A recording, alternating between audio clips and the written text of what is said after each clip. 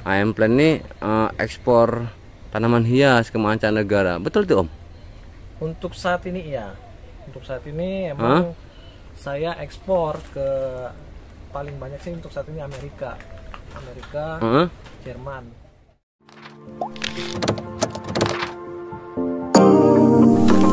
Banyak jalan banyak tahu, mau tahu banyak ikuti terus Om Ded TV.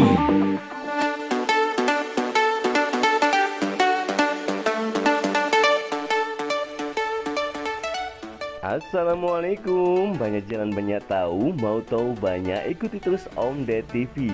Kembali hadir dengan informasi menarik seputar lapak, jenis dan harga tanaman hias.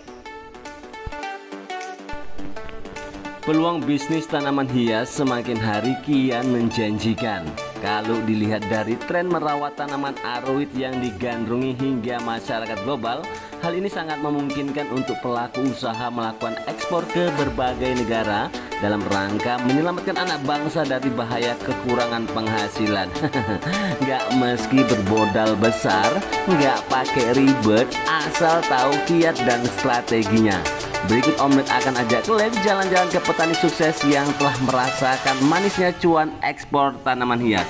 Banyak jalan banyak tahu, mau tahu banyak ikuti terus Om Ded TV.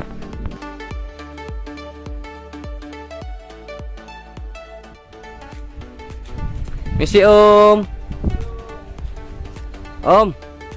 Om Ded nih Om. Selamat sore. Iya. Selamat datang di kebun saya yang tidak seberapa nih Om. Tapi ini dapat bisik-bisik nih Om. Dari teman-teman para plant lover ya Om ya. Iya. Tuh di sana tuh di Tanjung Rawa ada AM Plan katanya. AM Plan ini ekspor tanaman hias ke mancanegara. Betul tuh Om? Untuk saat ini iya. Untuk saat ini emang saya ekspor ke paling banyak sih untuk saat ini Amerika, Jerman. Nah Om, kalau boleh tahu nih Om,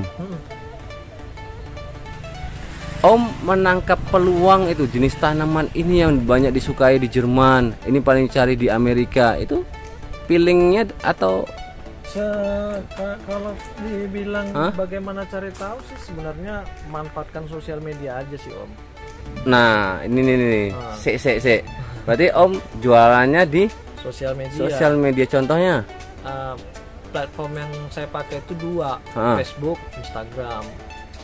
dan Instagram. Ya. Dan buka lapak di situ itu memang betul-betul banyak nyamber penjualan ke luar negeri gitu Om? Sebenarnya bukan nyamber gitu aja ya, banyak proses sih pastinya. Kita pasti ya sama kayak dagang online biasa, kita posting tanaman kita, mungkin nanti ada yang messenger kita yang tanya kita ini apa, harga berapa, tinggal kita negosiasi aja. Kalau bahasa gitu, kesulitan nggak kira-kira dengan calon-calon buyer dari luar negeri itu Om? Nggak ada masalah bahasa, menurut saya nggak sulit sekarang. Atau Om language-nya?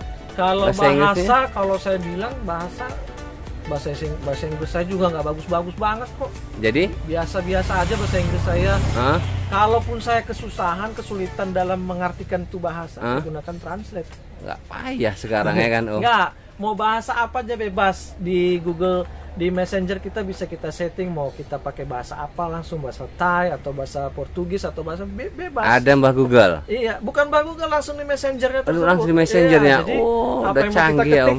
Ya bisa tahu tuh si pembelinya. Udah ditranslate langsung ya kan? Iya, jadi nggak ada masalah sih. Nggak ada masalah ya. Jadi jangan terkendala oleh bahasa karena semua udah dipermudahkan dengan teknologi Om ya. Iya benar. Tapi ini Om boleh tahu lah Om kira-kira apa sih tanaman yang diekspor itu seperti apa yang disukain sama orang-orang Jerman, orang-orang Amerika itu Om? Kira-kira boleh kasih tahu Om Ded nih Om?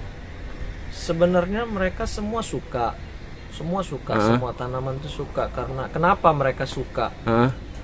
Mungkin ya mereka kan untuk melakukan perbanyakan juga sulit di sana, masalah cuaca. Dan kenapa milih Indonesia? Nah ini keuntungan kita tinggal di Indonesia ini sekarang ini, pemerintah kita mendukung nih masalah ekspor. Oh gitu. Ya benar-benar mendukung masalah ekspor. Kita dipermudah ini ekspor sekarang. Kebetulan untuk tanaman hias Ya paling hanya untuk perizinan dari Kementerian Pertanian aja yang kita perlukan. Tuh dia Om, kadang-kadang orang ini kan Om, kawan-kawan kita ini alah males lah ekspor, ribet di negara kosong apa 08 plus 62 plus 62 ini iya. Payah perizinan tuh ribet gitu. Sebenarnya sekarang nggak ribet ya, karena semua daftarnya online. Ya kita tinggal buat badan hukum.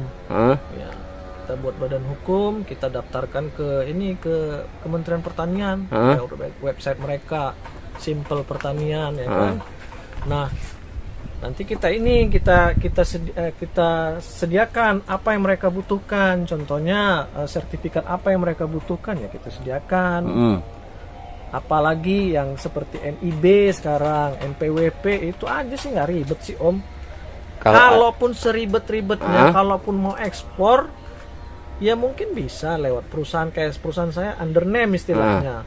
Saya bisa bantu. Dan itu legal? Pasti legal, harus sesuai. Maksudnya misalnya gini, Om Ded ini punya tanaman nih, ada nih pembeli, mau minta dia.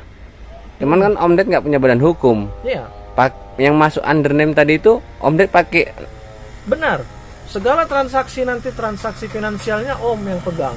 Istilahnya mulai dari pembayaran tanamannya, ongkos kirimnya atau biaya pitonya Om semuanya. Jadi Om nanti tinggal urus ke saya, tolong buatin untuk pito tanaman ini gitu. Bisa saya bantu gitu.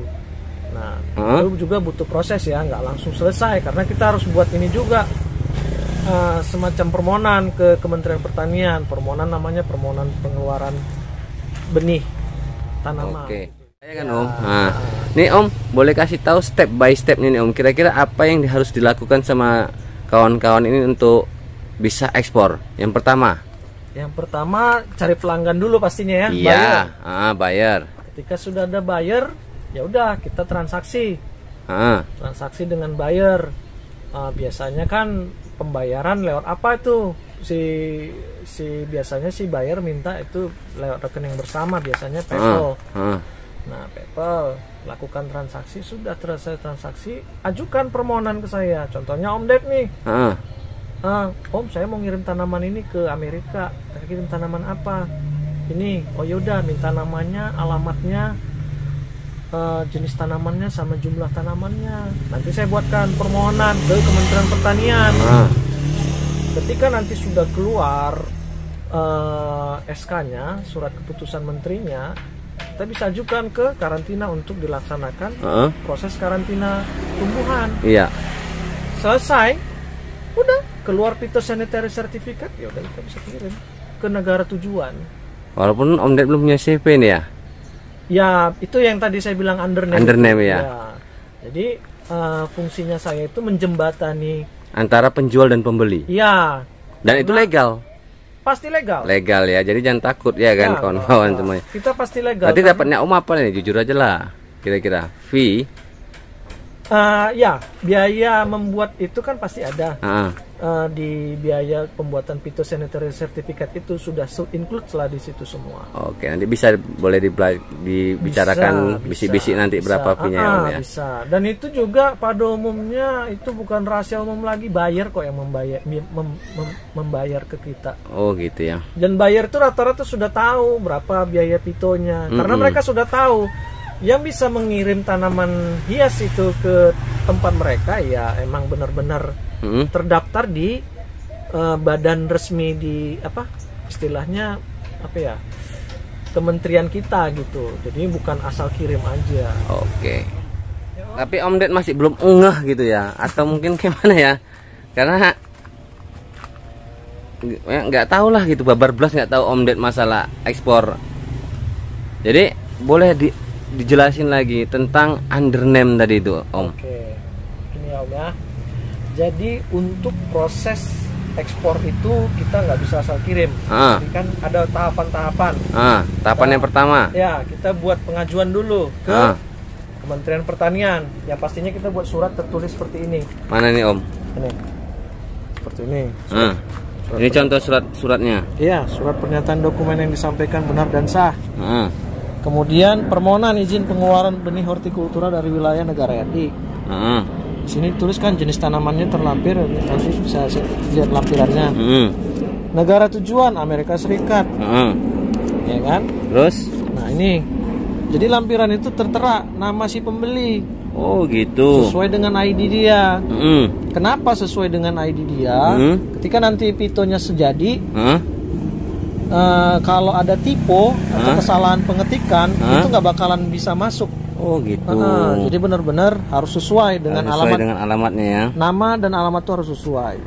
Terus? Nah, kemudian komoditas apa yang kita keluarkan? Philodendron atau varietas apa yang kita ininya? Sama jumlah. Ini permohonan masih ya? Ini masih permohonan. Iya, tapi yang kita keluarkan belum tentu sesuai dengan jumlah ini. Oh, gitu ya. Ya. Kemudian kita masukkan ke ini. Website ini, Om. Nah, itu tadi surat permohonannya. Kemudian kita ajukan ke sini, ke website Kementerian Pertanian ya. Ya, simple2.pertanian.go.id. Kita masukkan. Terus? Kemudian setelah selesai kita tunggu nih. Contohnya seperti ini nih, notifikasi ke pemohon. Berarti dia sudah mau selesai. Kita lihat detailnya, Om ya. Oke. Nah, nih detailnya seperti ini. Nah, timelinenya dia ini. Nih membuat permohonan yang saya kasih tunjuk tadi seperti itu ya kan. Kita masukkan ke aplikasi ini Simple 2 ini. Verifikasi pertama itu administrasi. Administrasi. Habis verifikasi administrasi, verifikasi teknis. Selesai verifikasi teknis, masuk ke persetujuan Dirjen. Selesai nanti persetujuan Dirjen, kita menunggu nih notifikasi ke pemohon. Berarti dengan kata lain permohonan kita sudah mau selesai. Panjang juga ya, Om ya? Iya, panjang. Ini belum. Nah, pertama tadi kita harus ajukan surat permohonan pengiriman barang dari luar negeri dengan alamat dan tujuan yang jelas. Kemudian diajukan ke websitenya Kementerian Pertanian. Setelah itu nunggu lagi. Nunggu apa itu, Om? Itulah nunggu SK itu. Nunggu SK-nya keluar. Waktu ke 7 sampai 10 hari kerja ya. 7 ke 10 hari kerja. Bukan hari kalender. Nah, setelah itu, Om? Nah, setelah keluar SK, saya nggak ada contohnya nih SK ya. Mana SK-nya, Om? Tapi saya kasih contoh aja dulu ini.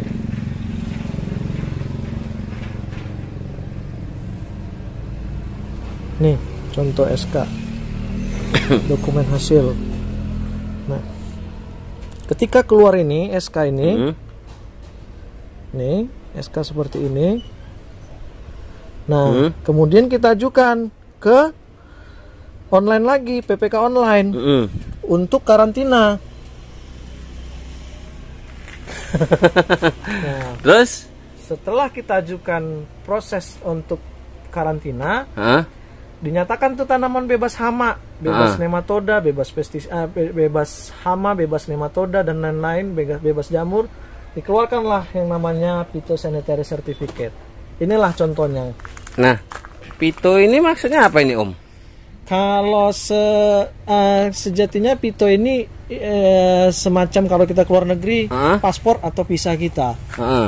Nah, inilah yang harus dimiliki sama seseorang yang ingin mengekspor. Iya. Kalau udah ada pito ini, siap terbang. Kalau misalnya bawa kendaraan adalah SIM-nya gitu lah ya kan. Kalau mau pergi ke luar negeri, manusia itu butuh paspor. Paspor dan visa. Nah, untuk tumbuhan juga butuh paspornya. Inilah si pito. Jadi di sini dijelaskan kalau tanaman ini sudah diperiksa dan bebas hama. Oh, gitu ya, Om ya. Kenapa? Kenapa harus bebas hama? Karena setiap negara itu pasti ada namanya target pest. Apa itu, Om? Target hama yang tidak boleh masuk ke negara mereka. Setiap negara berbeda-beda. Berbeda-beda. Tapi pada umumnya sih untuk saat ini Rhodopulus nematoda. Nah, kayaknya sih, Om, kalau aku ya sendiri ya dengan penjelasannya Om ini kayaknya prosesnya agak panjang itu, Om. Ya, belibet emang istilahnya. Jadi disinilah fungsinya saya membantu si petani atau penjual tadi untuk menyelesaikan yang ribet ini jadi lebih gampang gitu. Itulah tadi undername tadi itu ya. Iya, tapi tetap sesuai dengan prosedur. Legal sesuai ya. dengan prosedur tetap. Jadi jangan repot-repot kalau kalian nggak mau repot. Ya betul, istilahnya seperti itu. Kalaupun tadi dia mau buat perusahaan sendiri. Jadi ini Om, sekali lagi Om ya, kalau saran si Om lah gitu, ini untuk apa ini ya, usaha di tanaman hias inilah. Tadi Om bilang kan apa, untuk kita ini nggak bisa berdiri sendiri. Nah, Ya, betul. maksudnya gimana? Jadi gini Om, seperti saya ini ya ekspor. Belum tentu komoditas yang diminta sama si pembeli saya ada di saya. Terus? Ya saya harus cari yang lain dong. Kayak contohnya teman saya nih saya juga sering tanya dan dia juga pernah ekspor gitu. Oh gitu, iya. Ya. Om, siapa namanya Om? Alfa. Om Alfa udah pernah ekspor juga? Ya. Dan itu dibantu saya gitu masalah perizinannya. Jadi dia hanya buka pasar, saya bantu masalah perizinannya dan gak ada masalah. Iya, kadang kan gini Om, aku pengen bisa sendiri gitu kan. Ya, yang tadi saya bilang Om, setiap UMKM itu nggak bisa berdiri sendiri, harus bersama-sama gitu. Namanya juga UMKM, usaha mikro kecil menengah. Kalau kita mikirkan langsung buat perusahaan sementara pasar belum ada, kayaknya sia-sia. Mubazir ya kan? Mubazir. Bagus buka pasar dulu. Buka pasar dulu. Untuk pengiriman boleh menggunakan jasa orang lain dulu ya kan? Ketika pasar kita sudah terbentuk, udahlah terserah lah, mau buka sendirilah gitu ya kan? Silahkan. Nah kalau Bang siapa tadi? Apa Om siapa? Om Alfa. Iya. Om Alfa udah pernah ngerasain manisnya ekspor kira-kira gimana? Hah? Jadi memang sebelum ini kan memang karena lahiran istri kan. Dan memang kemarin itu saya bentar aja memang dapat lagi memang pas lagi boomingnya.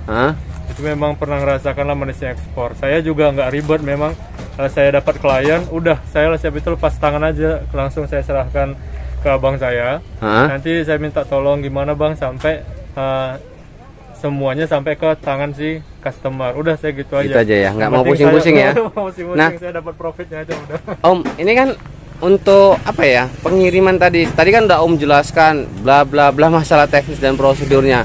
Ini packingannya nih Om. Nah, packing untuk penjualan lokal dan internasional pasti kan beda. Beda. Dengar-dengar Om Ded untuk penjualan internasional itu nggak pakai metan. Iya betul. Nah, kita pengiriman itu bebas tanah. Ini siapa yang menyelesaikan masalah packingan ini? Tergantung. Saya di sini posisi saya bukan sebagai 100% saya. Saya juga harus tularkan ke rekan-rekan masalah packing. Misalnya Om Ded nih mau kirim, Om Ded kan belum pernah packing ini kan Om, nyonyot lah sampai sana. Bisa. Saya bisa bantu. Om edukasi gitu. Bisa. Dari proses awal sampai proses packing saya bisa bantu. Kalau Bang Alfa kemarin siapa yang packing Bang Alfa? Ya, saya sama Bersama. Bang Bersama. Nah, kalau sekarang Bang Alfa udah bisa packing sendiri. Kalau saya packing sendiri masih perlu bantuan. Oh, gitu ya. Iya, jadi minta. harus menularkan kebaikan juga untuk keberhasilan bersama pastinya Om ya. Jadi yang saya bilang UMKM itu nggak bisa berdiri sendiri. Saya nggak mau saya aja yang maju gitu. Saya harus tularkan. Nah, ketika nanti sudah tertular, contohnya Om Ded tertular nih, Alfa juga tertular. Bisa-bisa Om Ded ini jadi eksportir juga nih. Silahkan. Ya kan? Nggak menutup kemungkinan kan Om? Nama kita di Sumatera Utara, Sumatera Utara ternyata bisa. Oke. Thank you Om.